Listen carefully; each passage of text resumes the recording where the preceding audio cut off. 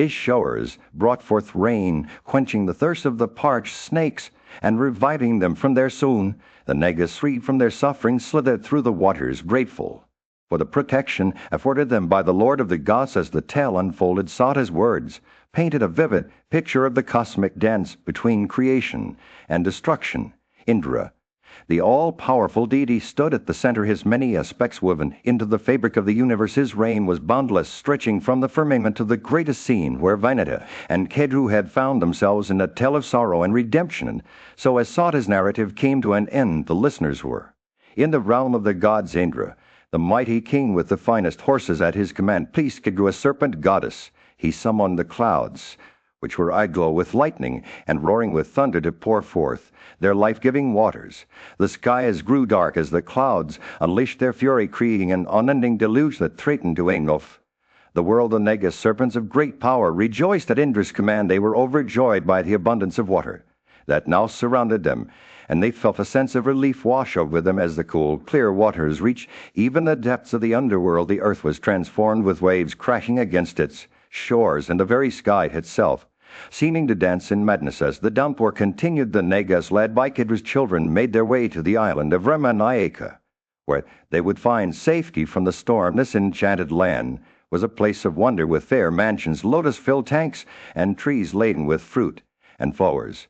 The air was filled with the sweet scent of incense, and the sound of singing birds echoed through its valleys. The Negas, their thirst quenched by the abundance of water, soon found themselves in the midst of a vibrant forest. They were surrounded by clusters of towering trees, their canopies swaying gently in the breeze as they released fragrant flowers into the air.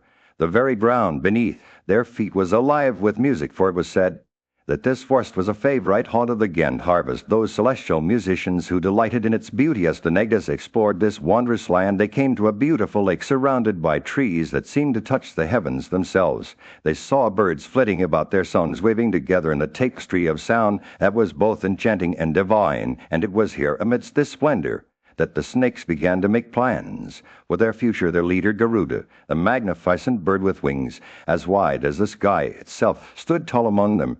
He had been tasked by the Negas with finding a new island, one where they could live free from their bondage. But when he turned to his mother Veneta for guidance, she revealed to him the truth behind their enslavement. The snakes, led by Kedru's children, had deceived her in a game of chance, and as a result she had lost her freedom. Her son, filled with grief and anger, turned to the Negas and demanded that they tell him how he could free his mother from this bondage. The snakes, their eyes glinting with cunning, replied that if Garuda could bring them the Amrita, the elixir of immortality, then he would be freed from their grasp. Thus the stage was set for a great adventure, one that would take Garuda. In a far-off land, nestled between the vast expanse of the Ocean and the majestic mountains, there lived a wise and venerable being named Vinata. She was the mother of Garuda, a mighty bird with wings as wide as a cloud and eyes that shone like the brightest stars. One day, as Garuda prepared to embark on a perilous quest for the sacred nectar Amrita, his mother approached him with words of caution. Garuda, she said, as you soar through the skies, remember that there are creatures who must not be harmed. The Brahmanas, those revered sages and keepers of ancient wisdom, are like fire, burning bright with fury when provoked.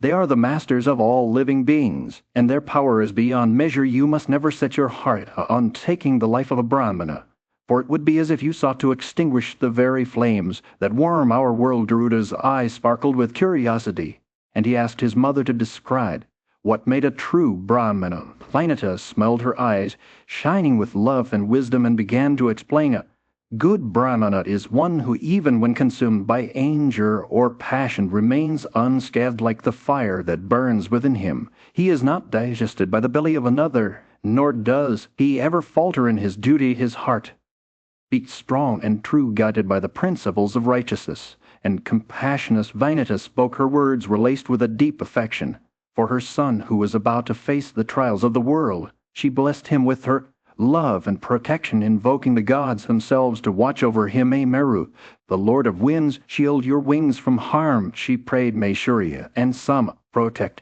your back and neck. May Adai, the fire god, safeguard your head, and may the Vasas, Those guardians of all that is sacred keep you safe from harm with his mother's blessings still echoing in his heart. Garuda spread his magnificent wings and took to the skies.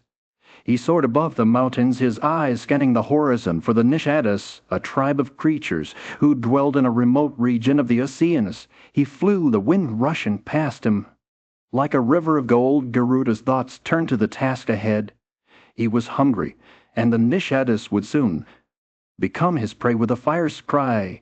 He swooped down upon them, sending up clouds of dust that obscured the sun itself. The Nishadas, blinded by the storm, fled in panic only to be drawn into the open maw of Garuda's mouth like birds fleeing a forced fire, and there within his cavernous jaws they met their fate. Crushed beneath, the mighty bird's unyielding grasp us with his hunger sated and his strength. In a realm beyond mortal comprehension, a Brahmana couple had entered the maw of Garuda. The majestic bird, Diti, the Brahmana, undaunted by his predicament, began to burn within Garuda's throat like a blazing ember. Garuda, moved by the Brahmana's unyielding spirit, addressed him, "O noble Brahmana, emerge from my mouth, for it is not befitting of me, a bird Diti, to slay one of your esteemed caste regardless of their actions." The Brahmana, still ablaze with determination, requested that his Nishada wife also be allowed to accompany him. Garuda, impressed by the couple's courage, consented, and bid them to hasten their departure. As they emerged from the bird's maw, the Brahmana offered praises to Garuda, acknowledging his benevolence. Garuda, now freed from his unwanted guests, ascended into the skies with effortless ease. His father, Kasyapa, a great Rishi, hailed him and inquired about his well-being. Garuda replied that he was well, but his hunger remained unsated. He had been tasked by the snakes to fetch the sacred Amrita, a nectar of immortality, to liberate his mother from her bondage. Kasyapa, understanding his son's plight, revealed to him an ancient tale of two brothers, Vivavasu and Sapradeka, who had been cursed for their greed. The elder brother, Vivavasu, had prophesied that those who sought to divide their wealth would suffer dire consequences. Sapradeka, ignoring his brother's warning, continued to advocate for partition, leading to a bitter curses. Kasyapa spoke. The two brothers, now an elephant and a tortoise, were seen engaging in a fire struggle within a sacred lake. The elephant, with its imposing size and strength, was matched only by the tortoise's unyielding ferocity. Garuda, instructed by his father to partake of these creatures to satiate his hunger, seized them both with ease. With the elephant and tortoise clutched in his talons, Garuda soared into the skies, bound for a sacred place called Alamba. As he flew, the divine trees surrounding the lake quaked in fear, their golden boughs swaying precariously. The Lord of Birds, perceiving the trepidation of these celestial beings, veered towards other majestic trees adorned with precious gems and metals. Upon alighting upon a gigantic banyan tree, Garuda was invited to sit upon its sprawling branch by the ancient tree itself. With his hunger still unquenched, he prepared to devour the elephant and tortoise. Their struggle within the lake now forgotten in the face of his insatiable appetite, as the bird D settled onto the branch, the bull creaked beneath, his massive weight threatening to shatter beneath its burden. In a distant corner of the cosmos, a mighty Garud named Vasavadatta descended upon a tree, his powerful talons grasping for an elephant and a tortoise. The tree's branch creaked under his weight, threatening to snap and send the Valakilya rishis tumbling through space. With a burst of divine strength, Garuda held firm, suspending the bow in midair. As he gazed upon the rishis with their heads downwards, engaged in intense ascetic penance, the great bird's actions stirred wonder among the gods and mortals alike. The Valakilyas, awestruck by Garuda's selfless act, bestowed upon him a new name, Garuda, bearer of heavy weight, for he had borne the weight of their salvation with his powerful wings. As Garuda soared through the skies, the elephant and tortoise securely held in his talons, he caught glimpses of various realms below, seeking an ideal spot to set down the trees. Garuda flew towards the sacred mountain Gandhamedana, where his father Kasyapa was engaged in ascetic devotions. The illustrious sage Kasyapa beheld his son resplendent with divine form, great splendor, and unyielding strength, and spoke to him thus: "O child, do not act rashly, lest you suffer pain. The Valakilya, supporting themselves by drinking the sun's rays, might blast you. If they become angry," Kasyapa then propitiated the Valakilyas on behalf of his son, beseeching them to grant permission for Garuda's noble endeavor. Moved by Kasyapa's words, the ascetics abandoned their perch and departed towards the sacred mountain of Himavat, where they would resume their penances. Garuda, with a branch of the tree still lodged in his beak, sought guidance from his father on where to release it. But directed him to a remote mountain shrouded in snow and inaccessible to ordinary creatures. With great speed Garuda flew towards this desolated peak, the gigantic bush swaying precariously as he soared through the skies. Upon reaching the mountain, Garuda let fall the massive branch, which crashed to the ground with a deafening roar. The prince of mountains shook beneath his wings, causing trees to drop showers of flowers and gems to tumble from their pedestals. As the bush struck down numerous trees, they shone like golden clouds charged with lightning. With the tree's burden lifted, Garuda perched upon the mountain summit, devouring both the elephant and tortoise before taking flight once more, his mighty wings beating fiercely. He rose into the air as a resplendent figure, leaving behind an air of awe among the gods and mortals alike. However, his actions had not gone unnoticed by the gods. Indra, chief of in the realm of the gods and mortals, a tale of devotion and creation unfolded. The revered sage Sonika sought enlightenment from Sati, a learned narrator on the mysteries of Indra's downfall and the birth of Garuda. Sati began to recount the story, weaving a tapestry of ancient lores. The great Prajapati Kasyapa prepared for a grand sacrifice. He invited the gods, rishis, and Gandharvas to join him in his quest for offspring. Indra, the mighty king of the gods, was entrusted with bringing massive sacrificial fuel, which he accomplished with ease. However, on his journey, he encountered the Valakilias, tiny sages barely clinging to life due to their extreme asceticism. Indra, proud and strong, laughed at them, passing over their heads as if they were insignificant. He insulted rishis, filled with rage and sorrow, vowed to create a new Indra capable of surpassing the present one in strength and power. With their mantras and offerings, they ignited a great sacrifice, praying for the birth of a being who would rival Indra's might. The lord of the gods, Indra, learned of this plan and sought refuge with Kasyapa, begging him to enter. Kasyapa, wise and compassionate, approached the Valakilias and counseled them against their actions. He reminded them that the present Indra was destined by Brahma's word to be the lord of the three worlds. The Prajapati implored them to abandon their plan and instead create a new being, one who would serve as an aid to Indra. Meanwhile, Venita, a devoted wife and daughter of Decha, had completed her ascetic penances and sought to conceive with her husband, Kasyapa. The Prajapati revealed to her that she would bear two heroic sons destined to be lords of the three worlds. These children, Aruna and Garuda, would possess extraordinary strength and the ability to assume any form at will. The story unfolded. Indra's fears were alleviated by Kasyapa's words, and Venita gave birth to her two magnificent sons. The Prajapati was overjoyed, knowing that his sacrifice had borne fruit, and so Garuda, the majestic bird, rose to become the lord of all winged creatures, the being of unparalleled strength and power. Thus Sati concluded the tale, and Sonika listened in awe, his curiosity sated by the ancient narrative. The story of Indra's downfall and the birth of Garuda remained etched in their minds, a testament to the mysteries of creation and the workings of the divine. In the realm of the gods, a great battle was brewing. The celestial forces, led by Indra, had gathered to prepare for war against the demons. But as they stood ready, a mighty figure descended upon them. Garuda, the king of birds and son of Vainata, his arrival sent shockwaves through the divine assembly, causing even the gods to tremble with fear. Brahmana, the celestial architect, was among those who guarded the summit, the sacred drink of the gods. But as Garuda approached, his massive wings beating the air, Brahmana's mighty form was no match for the bird's talons and beak. In a flash, the battle-scared Brahmana lay lifeless on the battlefield. The skies grew dark with the dust raised by Garuda's wings, and the gods were overwhelmed. They stumbled about, blinded by the cloud of debris. Even Indra, the thousand-eyed god, was powerless against the sheer force of Garuda's assault.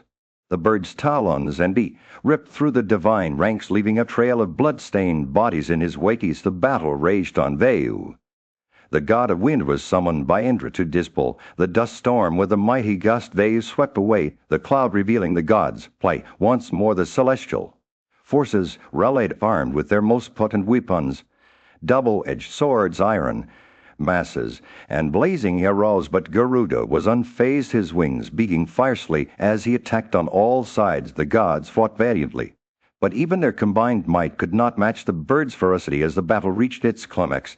The Sadias Ganth, Harvas, Bazas, Rudras, Aditya's, and twin Aswins fled into Sarai, each retreating to a different direction. Garuda continued his rampage, taking on the Ikshas, mighty warriors who stood no chance against the bird's talons and beak. One by one they fell before him, their bodies mangled beyond recognition. Even the great Siva himself would have been proud of Garuda's prowess in battle. Finally, with his enemies defeated, Garuda turned his attention to the Amrita, the sacred drink that sustained the gods. But as he approached, a wall of flames blocked his path. The fire raged across the sky, fueled by violent winds and threatening to consume even the sun itself. Undaunted, Garuda assumed 90 times 90 mouths and quenched the flames with waters from countless rivers. With the fire extinguished, the bird's form shrank to a tiny size, allowing him to slip into the realm where the Sama was kept. The gods, still reeling from their defeat, could only watch as Garuda disappeared into the shadows, his mission accomplished. In a celestial realm, where the sun's rays illuminated the sky, a majestic bird named Garuda, with feathers as golden as the sun itself, soared through the air, his wings being powerfully. He entered the region of the Sama, a sacred drink reserved for the gods. As he approached, he saw a wheel of steel, its edges sharp as a razor, revolving tirelessly to protect the Sama from those who would steal. Garuda's keen eyes scanned the area, and he spotted two massive snakes guarding the Sama, their tongues flashing like lightning, their mouths emitting fire, and their eyes burning with an inner fury. The bird's feathers ruffled with excitement as he prepared to face these formidable guardians. With a swift motion, Garuda covered their eyes with dust, rendering them blind. Seizing the opportunity, he attacked the snakes from all sides, tearing them apart. With his sharp talons, victorious Garuda approached the Sama without hesitation and took up the Amrita, the drink of immortality. But instead of drinking it himself, he chose to bring it back to his mother Vaineta, who had been bound by a curse. As he flew through the sky, his wings beating swiftly, he encountered Vishnu, the god of preservation, who was pleased with Garuda's selfless act. Vishnu offered Garuda two boons: immortality and freedom from disease. Without drinking the Amrita, Garuda chose not to drink it, but instead asked for a different boon: to remain above Vishnu as his carrier. Vishnu accepted this request, and Garuda sat proudly on the flagstaff of his chariot. Their conversation was interrupted by Indra, the king of the gods, who hurled the thunderbolt at Garuda. But the bird's strength was unmatched. He lauded at the attack, saying that he would respect the Rishi, whose bone had been used to create the Vajra, and the Vajra itself. With a flick of his wing, Garuda cast off a feather that no creature could reach, and all beings marveled at its beauty. Indra, impressed by Garuda's strength, asked him about the limits of his power and requested eternal friendship with him. Garuda agreed, saying that he could bear the weight of the entire earth on one feather, including Indra himself. The two formed a bond, and Garuda promised to return the Sama to Indra after placing it down. However, when Garuda placed the Amrita on Kusat grass for his mother to drink, Sakra, the king of the gods, secretly took it back to heaven. The snakes, unaware that the Amrita had been taken away, licked at the Kusat grass with their tongues, causing them to split in two. In a final act of devotion, Garuda devoured the snakes and then returned to his mother's Sadias. They sat together in the woods, surrounded by the wonders. As Sonika's eyes gleamed with curiosity, he turned to Satai, his voice filled with anticipation. "O son of Sota," he said, "you have told us the story of how the snakes were cursed by their mother Kedru, and how Vaineta was cursed by her own son Aruna. You've also shared with us the generous boons bestowed upon them by their husbands. But there's one more thing. We're eager to hear the names of these serpents. We want to know who among them are the most prominent." Satai smiled knowingly, his eyes twinkling in the fading light of day. He had been waiting for this moment, and now he was ready to share the next chapter in the tale of the snakes. "I shall not mention all their names," he said, "for fear of being lengthy, but I will recite the names of the chief ones, the ones that are most revered in our tradition." As Sata began to speak, his voice grew more animated, and the air seemed to vibrate with the weight of ancient knowledge. First among them was Sesha, followed by Veskai. He said, his words tumbling out like a river overflowing its banks. And then came Aravat, Tikshak, Kartatek, Dan, and Jaya. each one more majestic than the last. The names rolled off Sata's tongue like a litany of gods and goddesses, their sounds echoing through the ages as he spoke. Sonika's eyes grew wide with wonder. He had never heard such a list before, and the sheer number of serpents was almost overwhelming. And what about the rest? He asked, his voice barely above a whisper. Sati chuckled a deep rumble that seemed to come from the very core of the earth. There are too many to count, he said, his eyes glinting with mirth. Millions upon millions, each one a thread in the intricate tapestry of life. Sonika's gaze fell lost in thought as he contemplated the sheer scale of creation. He knew that Sati was right. There were too many to count, and yet somehow they all fit together, like the pieces of a great puzzle, as the sun dipped below the horizon, casting the world in a warm orange glow. Sonik looked up at Sati with newfound respect. "You have shown us the vastness of the universe," he said, his voice filled with awe. "We are but small threads in this grand tapestry." Sati smiled, his eyes shining with a deep wisdom. He knew that he had only scratched the surface of the story, and yet somehow it was enough, for in the end it was not about the names or the numbers. It was about the wonder, the awe, and the mystery. In the sacred land of India, where the ancient stories of old still echo through the ages, there lived a serpent named Sesha. He was one of the many serpents gifted with great energy and strength, but also with wicked hearts. His brothers were always jealous of one another, and they never showed kindness to their mother Vinata or her son Garuda. Sesha, however, had a different heart. He was deeply troubled by his family's behavior and longed to escape their company, so he left his mother and began a life of severe penance, living on air alone and practicing the most rigorous ascetic devotions. He traveled to sacred regions like Ganymede and Avagrai Gokarna, the woods of Pushkara, and the foot of Himavat, where he would spend his days in quiet contemplation. The grandsire of all, Brahma, saw Sesha's devotion and was deeply moved by it. He approached Sesha, who was clad in rags with a body dried up from his intense penances. "What is this thorn that you endure?" Brahma asked, his voice filled with compassion. "Tell me, O Sesha, what desire burns within your heart?" Sesha explained how he wanted to escape the company of his wicked brothers and live a life free from their influence. He confessed that he was tired of watching them envy and harm one another, and that he longed for peace and virtue. Brahma listened attentively, understanding Sesha's pain. The grandsire then revealed a secret. He had already provided a remedy for his family's troubles. "You do not need to grieve for your brothers," he said gently. "Ask me for the boon you desire, and I will grant it to you." Sesha was overjoyed and asked for the boon of having his heart always delight in virtue and blessed ascetic penances. Brahma was pleased with Sesha's selflessness and love of peace. He then entrusted him with a great responsibility. "Bear this earth on your head, O Sesha," he said. "She is unsteady with her mountains, forests, seas, towns, and retreats. Hold her steady for my creatures." Sesha agreed to do as Brahma commanded. With the grandsire's guidance, Sesha passed beneath the earth, where she welcomed him into a crevice. From that moment on, he held the earth steady with his head, supporting everything upon her. The grandsire praised Sesha, saying, "You are the god Dharma, O Sesha, because you alone support the world with your massive body." And so Sesha remains to this day, living beneath the earth, holding the world aloft at Brahma's command. He is the Lord Ananta, a serpent of great prowess and virtue, who has been entrusted with the sacred duty of. In the heart of the forest, a gathering of snakes was underway. Vasikai, the majestic serpent, stood tall among his brothers and cousins, including Airavata. They had been summoned by Vasikai to discuss a pressing matter: their mother's curse. The snakes were aware that their mother, Kedgu, had invoked the wrath of the gods upon them, condemning them to destruction at the hands of Janamejayas. They condemned. Vasikai spoke with conviction. "My dear brothers and sisters, we must find a way to neutralize this curse. We cannot afford to waste time. The immutable Lord did not prevent our mother from uttering the curse.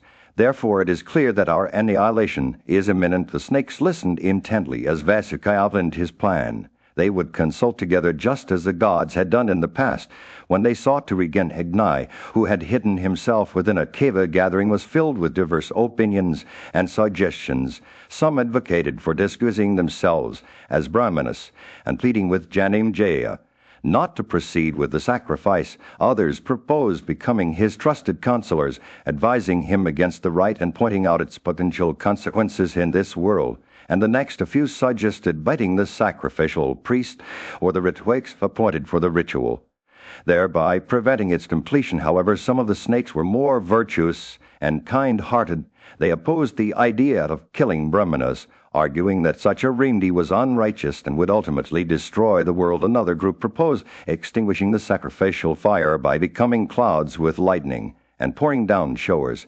Some even suggested stealing the vessel of Sama, Jews, or defiling the food with their urine. And as the debate raged on, Vasukai listened attentively to each suggestion, his heart heavy with anxiety. He was aware that the fate of his race and his own destiny hung in the balance. Finally, he spoke up. My dear brothers and sisters, I must confess that none of these suggestions appeal to me. We need something more profound, something that will bring us salvation without harming others. The snakes looked at Vasukai with anticipation, awaiting his final decision. But Vasukai hesitated, unsure which path to choose. He knew that the credit or discredit for their actions would fall solely on him. With a heavy heart, he concluded, I think we must seek the blessings of our illustrious father Kasyapa. His grace alone can bring us good fortune. The snakes nodded in agreement, and Vasukai's words hung in the air, like a challenge awaiting the outcome of their desperate quest for salvation. As the sun beat down upon the assembly, Sadai stood before the gathering of snakes and recounted the words spoken by Vasukai, their king. The air was thick with tension as Alapatra, a wise and aged snake, rose to address them. Her voice was like a gentle breeze on a summer day, soothing and calming. Friends, she began, we must face the reality that this sacrifice cannot be prevented. King Janinjaya, son of Pandu, is determined to see it through. We have heard the words of Vasukai, but what can we do against fate? It is said that when a person is afflicted by destiny, there is no refuge other than accepting one's lot. Alapatra's eyes seemed to hold a deep understanding as she gazed at her companions. As she spoke, memories flooded her mind. She recalled the day the curse was uttered, and how she had cowered in fear on the lap of their mother, Kedru. The sorrowful gods had spoken to Brahma, questioning his role in allowing such suffering to befall their children. Alapatra's voice trembled as she recounted the words. How could you, great-grandsire, permit this cruel fate to befall your own kin? Brahma's response echoed in her mind. The snakes have multiplied and become a plague upon the earth. I did not intervene, for it is my duty to maintain balance in the universe. Those who are virtuous will escape this calamity, but those who are sinful and cruel shall be destroyed. Alapatra's eyes locked onto Vasukai, as if seeking guidance from their king. She continued, the gods asked Brahma how Jarakuru, a great Rishi, would come to be the father of Astika, the one who would put an end to this sacrifice. And so it was decreed that Jarakuru would have a son named Astika, who would free us from this dreadful fate. Alapatra's voice rose with hope as she spoke of the future. As she finished speaking, Vasukai stood up, his majestic presence commanding attention. I see before me my sister Jarakuru, he said, his voice like thunder in the stillness. She is a woman of great virtue and vows. I shall give her to Jarakuru as alms, that she may be the means of our deliverance. The assembly fell silent, awaiting Vasukai's words with reverence. Alapatra approached Vasukai and begged him to fulfill his promise. This is the only way we can escape this fate, she implored. Vasukai nodded, his eyes shining with a deep understanding. And so it was decided that Jarakuru would receive Jarakuru as his bride, thus paving the way for their son Astika to liberate them from their fate. The assembly dispersed. The Lepet. In the realm of the gods, the tale of devotion and duty unfolded. Sadai, a sage, stood before his audience, recounting the story of Vasukai, the mighty serpent king. It was said that Vasukai's sister Jarakuru had been born with a sacred purpose. Alapatra, a wise snake, had foretold that she would be the key to lifting the curse that afflicted Vasuka's serpents. Upon hearing Alapatra's words, rejoiced in delight, exclaiming, well said, well said. And so Vasukai took it upon himself to nurture and care for his sister Jarakuru. He lavished her with love and attention, taking great joy in rearing her. As the days passed, the gods and azures gathered to churn the Ascene of Varuna. The mighty serpent king Vasukai was chosen as the churning cord, his strength and power making him the perfect choice for this sacred task. With each passing moment the work progressed, and when it was finally complete, Vasukai presented himself before the grandsire Brahma. Gods, accompanied by Vasukai, approached Brahma, their voices filled with concern. O Lord of the gods, they said, Vasukai suffers greatly from fear of his mother's curse. It is your duty to lift this sorrow that has pierced his heart.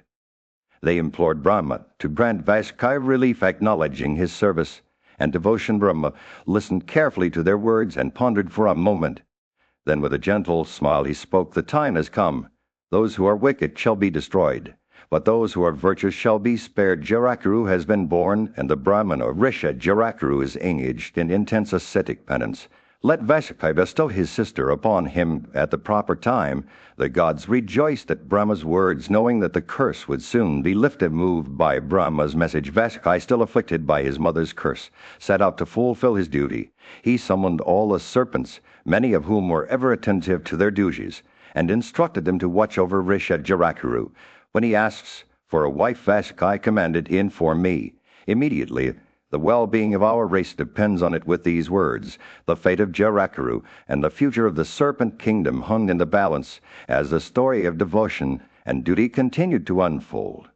In the midst of their gathering, Sonik, a wise and venerable sage, turned to Satai, his storyteller friend, with a curious expression. "Tell us, O son of Sudha," he said, "why the illustrious Risha Jarakaru came to be known by that name on earth. What is the meaning behind it?" Sata's eyes sparkled as he began to weave a tale of ancient times. Jara, we say, means west, and Kiru implies huge. Sata explained, his voice carrying across the clearing. This great Rishi had once possessed a massive body, but through severe ascetic penances, he gradually reduced it to its current form. Sonika smiled knowingly, acknowledging the truth of Sata's words. As the sun began to set on their gathering, Sonika turned to Avresrevast and nodded in approval. "I have heard all that you've shared so far," he said, "but I desire to know more about Astika." The son of Jarakaru saw his eyes lit up once more as he settled into his tale. In a distant land, Vasuki, the Serpent King, had long desired to bestow his sister upon the wise Risha Jarakaru. However, days turned into weeks, and the Risha remained steadfast in his devotion to asceticism, refusing to seek out a wife. His vital seed was under control, and he wanted the earth fearlessly unencumbered by worldly desires. Meanwhile, in a different realm, King Parikshit, born of the Kaurava dynasty, roamed the forest hunting deer and wild beasts. With unmatched skill, one day his sharp arrow struck true, piercing a majestic stag that fled into the depths of the woods. The king pursued it, his bow slung over his shoulder as if driven by an unseen force. The sun beat down upon him. Parikshit grew weary and thirsty. He stumbled upon a sage seated in a cup and drinking from the froth of milk-sucking cows. The monarch approached, raising his bow, but the sage remained silent, bound by his vow of silence. Parikshit, misunderstanding the sage's intentions, placed the dead snake on his shoulder, thinking him to be some sort of ascetic. The sage endured the insult without protest. The king, realizing his mistake, returned to his capital, while the sage continued in his state of silence. It was only later that Parikshit discovered he had wronged none other than Jarakaru himself, a virtuous Rishi who had borne the insult with compassion. This was not the first time a king had encountered such wisdom. It would not be the last. As the stars began to twinkle in the night sky, Sata's tale took on a new thread. The Rishajar. In the heart of the forest, Sata's tale unfolded like a tapestry woven with threads of anger, sorrow, and wisdom. The powerful Rishi Sringin's rage was ignited when he learned that his father Krisa had been humiliated by King Parikshit. The son of Abhimanyu, Sringin, approached Krisa. His voice trembled with fury. "Father, why do you bear a dead snake on your shoulder?" Krisa, worn out from hunger and thirst, revealed the tale of woe. He had been hunting with King Parikshit when he wounded a fleet stag and chased it into the wilderness. The king, exhausted and famished, had approached Krisa, who was observing his vow of silence. The prince, not knowing that Krisa was under a sacred pledge, had placed the dead snake on his shoulder, thinking it would provoke a response. Sringin's eyes blazed with anger as he heard the story. He demanded to know what wrong King Parikshit had done to warrant such treatment. Krisa explained that the king, despite being ignorant of the vow, was still worthy of compassion and respect. The Rishi's ire only intensified as he realized his father's dignity had been compromised. With words dripping with venom, Sringin cursed King Parikshit, invoking the power of his asceticism. "Take Sheka, the mighty king of serpents, shall take that wicked monarch to the realm of Yama within 7 nights." Krisa's words were laced with sorrow and regret as he saw his son consumed by anger. Sringin stormed off to fulfill his vow. He found his father still seated in the cup and bearing the dead snake. The Rishi's rage flared anew, and tears of grief streamed down his face. He addressed his father, "Father, I have cursed that wretched king out of anger. Techek shall take him to the abode of death within 7 days. Skriza's words cut through Sringin's fury like a gentle breeze on a summer day. Child, I am not pleased with you ascetics. Should not act thus. We live in the domains of that great king. He protects us righteously and deserves our compassion. The Risha's father explained the delicate balance between the king and his subjects, how the monarch maintained order and ensured the performance of sacred rites. As Sringin listened to his father's words, a glimmer of understanding dawned on him. The Risha realized that King Parikshit had acted out of ignorance, not malice. His anger began to dissipate, replaced by a sense of remorse for having rashly cursed the king. Priz's wisdom had soothed the flames of Sringin's rage, and he understood the importance of forgiveness and compassion in maintaining the balance of Dharmain. That moment sought. In the heart of a dense forest, Rishi Samika was seated in silence, observing his vow. His young son Sringin had been engaged in intense ascetic penances, but his wrath had been stirred when he saw King Parikshit disrespecting his father. In his anger, Sringin cursed the king to be killed by Techsheka, a deadly snake. Rishi Samika, moved by kindness and concern for his son's well-being, sent his disciple Garmuka to the king with a message. Garmuka was instructed to first inquire about the king's welfare before conveying the harsh words of Rishi Samika. As he approached the king's palace, Garmuka was greeted by the monarch and his ministers. Garmuka detailed the words of Rishi Samika, which were as cruel as they were true. The king, already remorseful for his past actions towards Rishi Samika, became even more sorrowful upon hearing the curse. He realized that his disrespect had sparked a chain of events leading to this dire prediction. The king himself, an ascetic, was filled with regret and anxiety. He sent Garmuka away, entreating Rishi Samika for mercy. The king then consulted his ministers, who advised him to take precautions against the impending doom. A well-guarded mansion was erected on a single column, surrounded by physicians, medicines, and skilled brahmanas. As the 7th day approached, Techsheka, this goes as an old brahmana, encountered Kasyapa. All wise and learned sage Kasyapa had heard about the impending danger to King Parikshit and hastened to cure him. After the snake's bite, however, Techsheka revealed his true identity and halted Kasyapa's journey. You are unable to cure one bitten by me, Techsheka said with a hint of triumph. Kasyapa, undeterred, replied confidently, I possess the power of learning, and I shall cure the king despite your venom. The stage was set for an epic confrontation between the two powerful forces, the deadly snake Techsheka and the wise sage Kasyapa. In the heart of the forest, where the ancient trees whispered secrets to the wind, the legendary confrontation unfolded between two mighty beings, Kasyapa, the illustrious Brahmana, and Techsheka, the king of snakes. The air was alive with tension as Techsheka challenged Kasyapa's claim of possessing the power to revive even the most lifeless of creatures. Techsheka, his eyes blazing with a fierce inner light, spoke to Kasyapa in a voice that echoed through the forest. If you are indeed capable of reviving any creature bitten by me, then revive this banyan tree which I have bitten and rendered lifeless. The words dripped with defiance, as if daring Kasyapa to prove his worth. Kasyapa, unruffled by Techsheka's challenge, replied calmly, if you are so inclined, bite the tree yourself. I shall revive it despite your poison. The air seemed to vibrate with anticipation as Techsheka, with a swift and deadly strike, bit into the banyan tree. The tree, infused with Techsheka's potent venom, burst into flames, its bark crackling and charring as the fire consumed the tree. Kasyapa spoke words of gentle reassurance. Fear not, O king of snakes. I shall revive this noble creature. With a wave of his hand, Kasyapa conjured the power of his Vidya, calling forth the essence of life from the ashes. Slowly but surely the tree began to stir its sprout, pushing through the earth like a tiny green shoot. Techsheka watched in awe as the tree revived before his very eyes. He turned to Kasyapa with a mixture of admiration and trepidation. It is not surprising that you can counter my poison, he said, but tell me, what will do you seek from the monarch? I shall offer it to you myself, for I possess greater riches than any king could provide. Kasyapa's eyes sparkled with a hint of mischief as he replied, I go to the king for wealth. Give it to me, O snake, that I may return. Techsheka, his voice dripping with persuasion, countered, I shall give you more than what you expect from the king. Do not gown. Deterred by Techsheka's words, Kasyapa sat in meditation over the monarch, seeking guidance and wisdom. As he meditated, he discovered that the king's time on this earth had indeed come to an end with a heavy heart.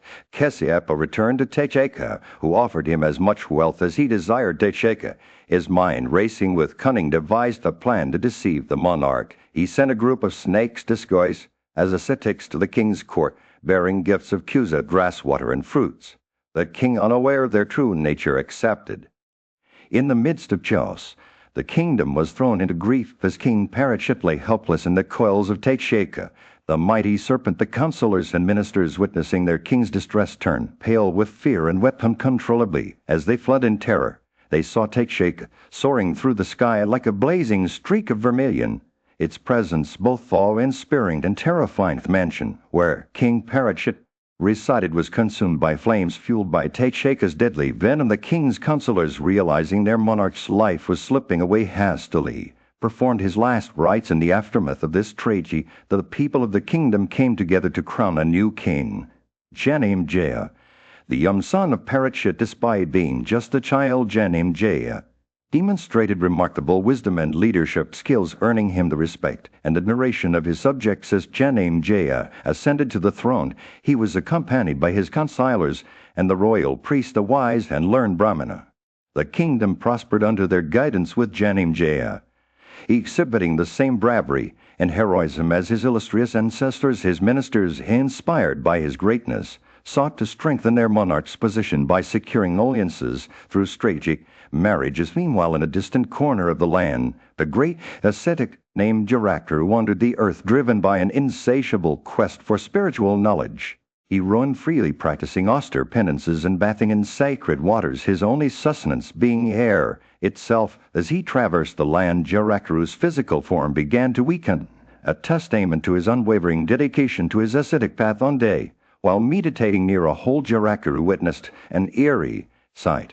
The spirits of his ancestors, their heads bowed in sorrow, suspended by a single thread of Virana roots, a massive rat symbolizing time's relentless power, dawed away at this fragile lifeline, threatening to plunge the Pitras into eternal darkness. Moved by compassion and curiosity, Jarakuru approached the afflicted spirits and asked about their plight. They revealed themselves as rishis from the Yavara sect, renowned for their rigorous vows and ascetic practices. The rishis explained that they had fallen victim to time's ravages, their thread of existence worn thin by the loss of children, a tragedy that had severed their connection with the sacred realm. Jarakuru listened intently as the Pitras implored him to take a wife and beget children, thereby ensuring the continuation of his ancestral line. They warned him that his asceticism, though admirable, was ultimately insufficient to save them from the abyss of time. The rishis revealed that Jarakuru's own thread of existence was being gradually devoured by time, threatening not only their salvation, but also. In the forest, Jarakuru of Brahma wandered with a heavy heart, weighed down by his sorrow, his eyes brimming with tears. He approached his Pitras, who hung from a tree like birds, their faces gaunt and worn. "You are my fathers and grandfathers," Jarakuru said, his voice trembling. "Tell me what I must do for your welfare. I am that sinful son of yours. Jarakuru, punish me for my sinful deeds. A wretch that I am." The Pitras gazed at him with kind eyes, their faces etched with concern. "O son, by good luck you have arrived at this spot in the course of your rambles." They said, "Why haven't you taken a wife? You are old enough to settle down and start a family." Jarakuru's heart sank further as he recalled his vow to remain celibate and carry his body to the other world with vital seed drawn up. But the Pitras' words had awakened something within him, and he began to see things differently. He told them that he would marry. Yet he found a maiden of his own name, one who would bestow herself upon him without expectation of maintenance. "I shall accept her as alms," he said, "and she will be the offspring that will bring you salvation." The Pitras smiled, their faces lighting up with hope. Sada continued his story, saying that Jarakuru wandered over the earth again, searching for a bride who met his conditions. He was an old man now, and his heart etched with grief that he had not been successful in finding one. But directed by his ancestors, he pressed on, determined to do what they asked of him. As he walked through the forest, Jarakuru wept loudly, his body shaking with sobs. He was driven by the desire to do good for his ancestors and bring them peace. "I will ask for a bride," he said aloud, repeating these words 3 times, and then in a voice that echoed through the trees, he called out to all creatures, mobile and immobile, visible and invisible, "My ancestors have directed me to marry, for the sake of a son, Let whoever has a daughter bestow her upon me as alms. The snakes who had been tracking Jeraku heard his words, and informed Vezikai, the king of the snakes. Vezikai took the maiden with him, adorned in ornaments, and went to meet Jeraku in the forest. He offered her to the Rishai as a gift. But Jeraku was hesitant. "She is not of the same name as me," he said, "and I do not know how I will maintain her." Vezikai explained that this maiden's name was indeed Jeraku, and she had been given to him as alms. In the sacred halls of the Serpent King Vesika's palace, the poignant tale unfolded. Satai, the venerable sage, recounted the story of Jeraku, a revered Rishai and his wife, who was none other than Vesika's sister. As the narrative progressed, we find ourselves in the midst of a tranquil evening scene. The sun had begun to set, casting a warm orange glow over the chamber where Jeraku and his wife resided. However, an air of anxiety settled over the young woman as she pondered her next move, her menstrual period having passed. She felt the stirrings of life within her womb, moved by her desire to do good for her relatives who had entrusted her to this great Risha. She decided to rouse him from his slumber. With a gentle touch and a soft voice, she addressed Jeraku, urging him to perform his evening prayers. Before the sun dipped below the horizon, her words were laced with concern, as she feared that if he did not attend to his douches, he would incur a loss of virtue. Jeraku's response was one of indignation and hurt pride. He felt insulted by his wife's actions, believing that only an extraordinary circumstance could have prompted her to wake him from his sleep. His upper lip quivering with anger, he declared that he would no longer stay in the Serpent King's palace, but instead return to his former life. A young woman, overcome with fear and anxiety, pleaded with Jeraku not to abandon her. She had been entrusted to him for a greater purpose, to bear an offspring who would bring good fortune to their relatives. Her words were laced with tears as she implored him to reconsider, reminding him of the sacred bond between them. As the two sages stood before each other, their emotions hung in the balance. Jeraku's anger slowly gave way to understanding, and he revealed that the being within his wife was no ordinary child. It was a Rishai born with the virtues of Vagni, the fire god, and destined to master the sacred Vidasan. This moment of revelation, Jeraku's heart softened, and he departed from the palace, leaving behind the promise to return and resume his rigorous penances. As he walked away, his wife's anxiety gave way to hope, for she knew that their connection would not be fruitless. The future held promise, and the young Rishai within her womb was destined to bring light and wisdom to their family. Thus Satai concluded his tale of Jeraku and his wife, a poignant reminder of the complexities and challenges faced by those who walk the path of virtue. In this sacred story, we find the testament to the transformative power of love, compassion, and selflessness. In the heart of the forest, Jeraku, a beautiful and virtuous woman, sat in solitude, her mind consumed by sorrow. Her husband, the wise and ascetic Rishashring, had departed to fulfill his penances, leaving her behind with a heavy heart. As she pondered her fate, she decided to seek solace from her brother Vezikai, the king of the snakes. Jeraku made her way to Vezikai's palace, where she found him immersed in deep contemplation. She recounted the events that had transpired since Rishashringa's departure, and Vezikai listened attentively, his expression growing increasingly somber. When Jeraku finished speaking, Vezikai's sorrow was palpably. "Dear sister," he said, "I have always known the purpose of your union with Rishashringa. If a son is born from that sacred bond, he will be the savior of our kind, freeing us from the snake sacrifice ordained by the gods. Our ancestors had foreseen this great event, and I pray that it may come to pass." Vesikai's words were laced with anxiety, for his heart was heavy with worry. Jeraku reassured her brother, sharing Rishashringa's words of hope. "A son shall be born to thee, resplendent as the blazing sun." These words had brought her comfort, and she implored Vezikai to let go of his sorrow. Moved by her words, Vesikai's countenance brightened, and he exclaimed, "Be it so." As the days passed, Jeraku's condition began to change.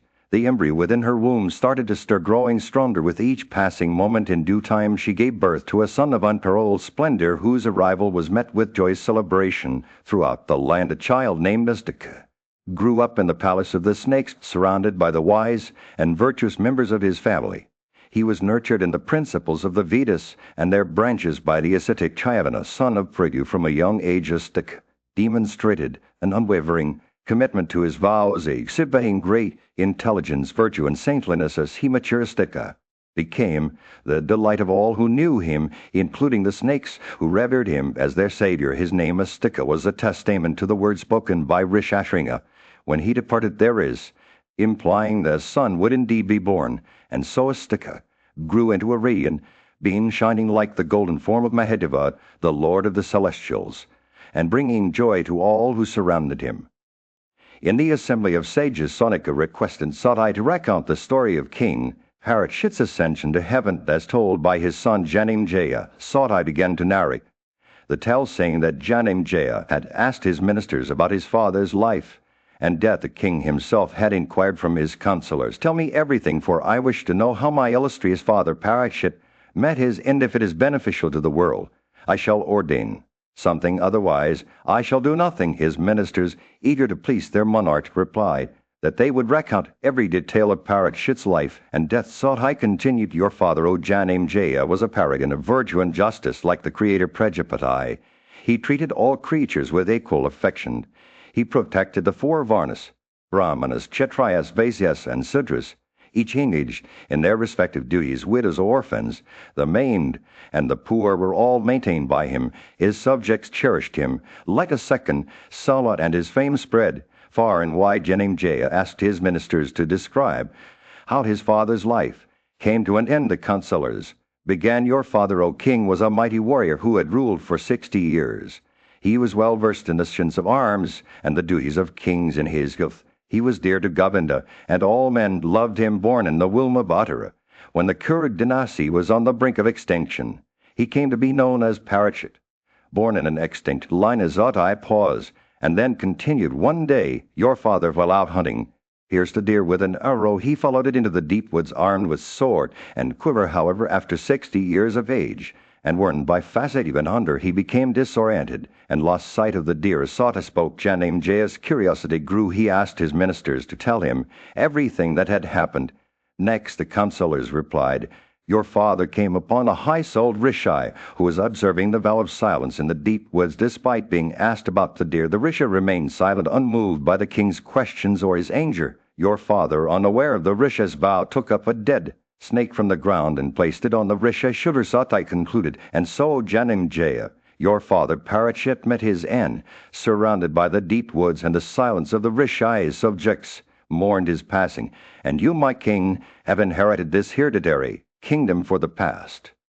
In the scorching heat of the Indian summer, King Parikshit, the mighty ruler of the Kuras, had been suffering for 7 long days. His hunger and exertion were taking a toll on his body, but he refused to give up with a dead snake placed upon the shoulders of the wise Manayutaka, who was motionless like a statue. King Parikshit returned to his capital, determined to reclaim his throne. Utaka's son, Sringen, a young and powerful Rishi, had been worshipping his father daily. He had heard about the insult inflicted upon his father by King Parikshit, and was enraged. With a fierce determination in his eyes, Sringen set out to avenge his father's honor. As he walked, he came across a friend who told him about the dead snake placed on his father's shoulders. Sringen rushed back to his father and found him motionless, bearing the weight of the dead snake. He was furious and decided to take revenge upon King Parikshit. With a burning rage in his heart, Sringen cursed the king, saying that Techeka, the powerful and venomous snake, would soon burn the king with its deadly poison. Techeka, the prince of snakes, had been watching the events unfold from afar. He knew that he was the one responsible for King Parikshit's suffering and decided to take matters into his own hands. In a clever disguise, Techeka approached King Parikshit in his mansion and blasted him with his fiery, poisonous. The king lay dying. Techeka revealed himself to Kasyap, a wise Brahma Rishi who had been sent by Utanka to warn the king about the impending danger. However, instead of attacking the king, Techeka tried to pacify Kasyapa by offering him wealth and riches. But Kasyapa was not fooled and saw through Techeka's plan. With his wisdom and knowledge, Kasyapa revived a banyan tree that had been bitten by a Techeka, showing the prince of snakes that he was no match for him. Undeterred, Techeka continued to plot against King Parikshit, and eventually the king died under mysterious circumstances. The news of the king's death sent shockwaves throughout the kingdom, and his son Janamejaya was devastated. The ministers of the court revealed to the young king that they had seen the events unfold, including the meeting between Techeka and Kasyapa in the forest. They told him about the dead man who had been reduced to ashes by Techeka's poison, but later revived by Kasyapa. Janamejaya listened to the account of his father's death. He was filled with grief and anger he decided that he would avenge his father's death and punish Tesheka. For his evil deeds with a fierce determination in his eyes, King Jen. In the midst of the assembly, King Jenimje's words hung in the air. Like a challenge, his ministers nodded in approval. Their faces set with determination, the monarch himself stood tall, his eyes blazing with a fierce resolve. "I will not rest until I have avenged my father's death," he declared. "Techshake, that wretched serpent, must pay for what he has done." The king's words were met with nods of assent from the assembly. His chief priest, a wise and learned man, stepped forward to offer guidance. "Your Majesty," he said, "there is a great sacrifice, one that has been ordained by the gods themselves. It is known as the snake sacrifice, and it is said that only you can accomplish it." The king's eyes lit up with interest as the priest continued. "Men versed in the pureness have told us of this sacrifice, and we believe that you are the chosen one to perform it." Jenimje's mind was made up. He thought of Techshake, already consumed by the flames, his poison coursing through the king's veins. No more the memory of his father's death still lingered. But now he saw a way to make things right. "Tell me what I must do," he said to his Ritwiks, those learned Brahmanas who were well versed in the ancient scriptures. The Ritwiks bowed their heads in obedience and began to explain the intricacies of the snake sacrifice. They measured out the land for the sacrificial platform, marking it with precision according to the ancient texts. The platform itself was a marvel, adorned with precious articles, and Brahmanas who had come from far and wide to witness this great event. As the construction neared completion, the Suh, a professional builder well versed in the pureness, stepped forward to offer his expertise. "Your Majesty," he said, "I must warn you that there is something amiss here. The soil upon which we are building and the time at which we are doing it indicate that this sacrifice will not be completed as planned." He paused, his eyes scanning the assembly. "A Brahmana will become the reason for its failure." The king's face darkened with concern, but he was determined to see his plan through. Before his installation as the priest of the snake sacrifice, he gave orders to his gatekeepers. No one was to be admitted without his knowledge. The stage was set for a great and momentous event, one that would shake the very foundations of the kingdom. As the sun dipped below the horizon, casting a golden glow over the assembly, King Jenimje stood poised on the threshold of a new era. His determination burned brighter than ever, fueled by his desire to avenge his father's death and restore balance to the world. The snake sacrifice would be performed.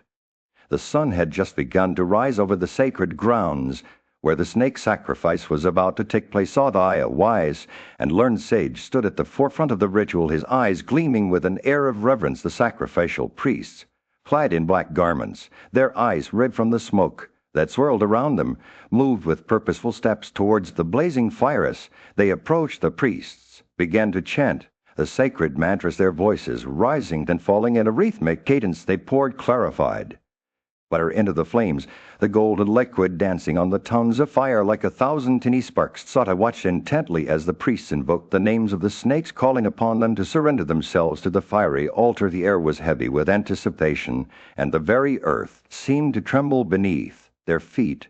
And then, as if responding to some unseen command, the snakes began to stir. They emerged from the shadows, their bodies twisting and writhing like living serpents. The priests continued their chant, pouring more clarified butter into the fire, and the snakes, sensing their doom, began to fall. At first it was just a trickle, a few small snakes barely the length of a man's hand, tumbling into the flames with pitiful cries.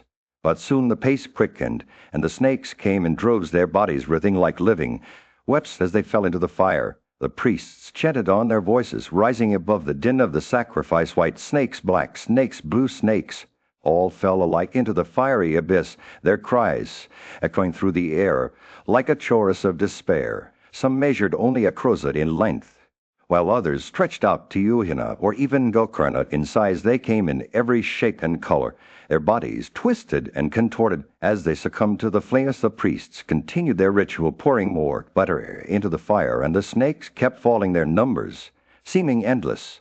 Some were as thick as a man's thigh, while others looked like trunks of elephants or the mighty bodies of maddened elephants. Their colors ranged from the purest white to the darkest black, and some seemed to glow with an otherworldly light. As the sacrifice reached its climax, the air was filled with the acrid smell of burning flesh, and the ground trembled beneath. The weight of the fallen snake sought I watched in awe as the priests brought their ritual to a close, the final snake falling into the flames like a dark, writhing shadow. The silence that followed was almost palpable, broken only by the faint crackling of the fire and the distant cry of a lone bird. The priests stood back, their eyes closed in reverence, as Sotai began to speak his words, weaving a tale of sacrifice and devotion that would echo through.